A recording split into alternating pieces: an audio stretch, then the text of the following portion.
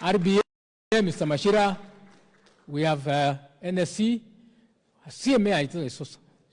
Oh, sorry. Thank you very much. And then also IRA. We have all our regulators here, sir. I think we have Satsra also. Okay, I believe they should be around.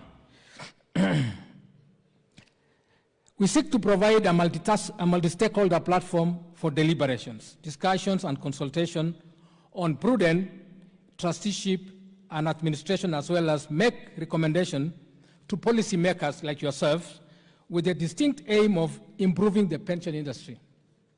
Our membership comprises individuals, administrators, and retirement benefit schemes registered under the Retirement Benefits Act.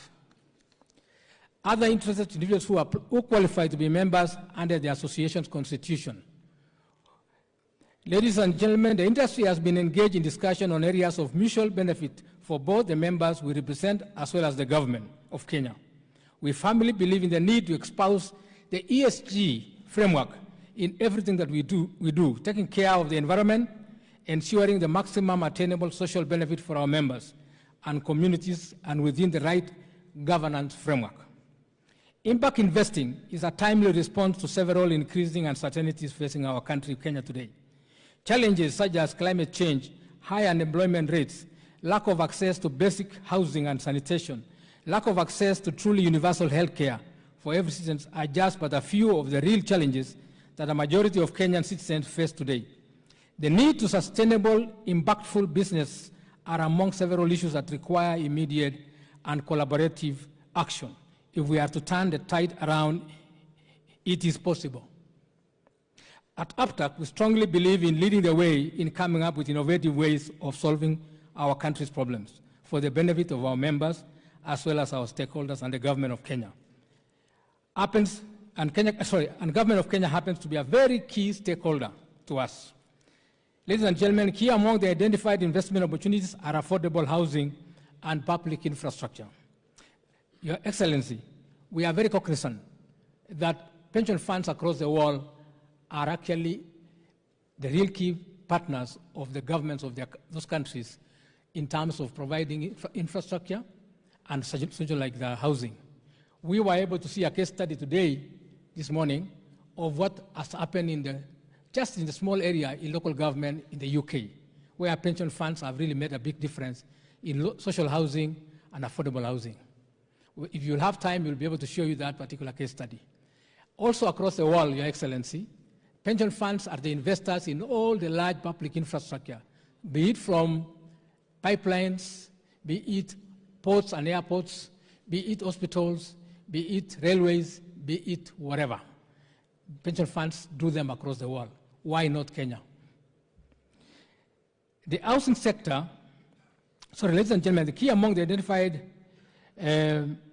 investment opportunities are affordable housing and public infrastructure. The housing sector, as you may all be aware, is one that received continued underinvestment in the past, which has seen informal settlements mushroom in all our cities and urban areas.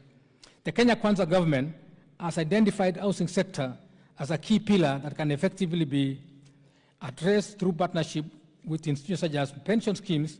Many pension funds around the globe have participated in such projects which aim to provide decent and affordable housing to its people, stimulate economic growth and spur industrial growth, thus creating employment while lifting the standards of living of the people.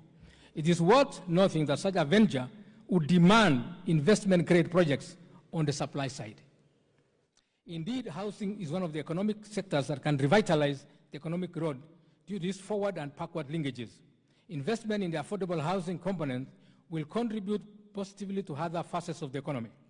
In line with this, I would like to challenge all of us gathered here today to think broader and deeper about how pension funds can contribute to this space. The solution to the problem that our nation faces in providing for the vulnerable in the society lie with us, the industry stakeholders.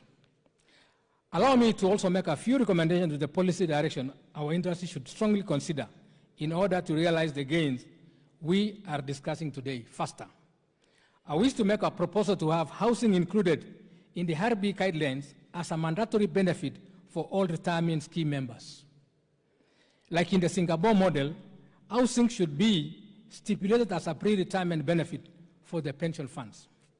Further, separate accounts can be created for the different needs to ensure pension savings are comprehensive in addressing the members' needs, such as education for their children while they are working, medical savings, and housing.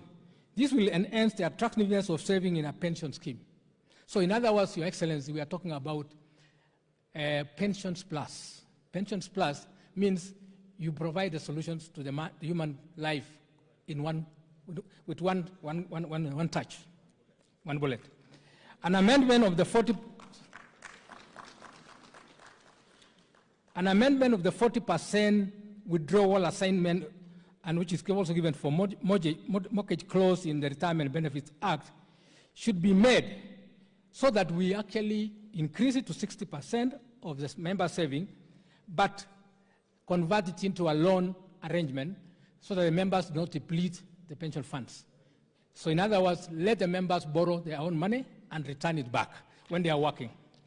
And this can be done, Your Excellency, at concessionary rates of interest for the members of that scheme, and as a result, they will be much more willing to also ask their trustees to put their money into this game. The ESG framework internationally to be entrenched as part of our investment policy documents by our pension funds. I think we as a country, and Your Excellency, you are driving the agenda of climate change. We must only support your cause. You can't be preaching about climate change initiatives and we are not doing anything as pension funds. So going forward, we want to suggest to our fund managers and our members that we must also invest under the ESG framework. We also want to put forward a proposal to provide an incentive to pension schemes who come together in the form of an umbrella arrangement for the economies of scale. One is to support, first, by having our regulator award pension funds which are ascribing in their investment policies to ESG and reporting the same during their financial reports. Two, those pension funds which are supporting their members to deal with the problem they have, which is housing. Those who are also dealing with issues of long-term nature. Our fund managers, because of the nature of and the structure of our industry, have been more they invest short-term instead of long-term. So we want a structure whereby maybe the contracts of our fund managers can be extended so that they don't have to think in a short term. So we ask our regulator, let's look at this, CMA as well as RBA.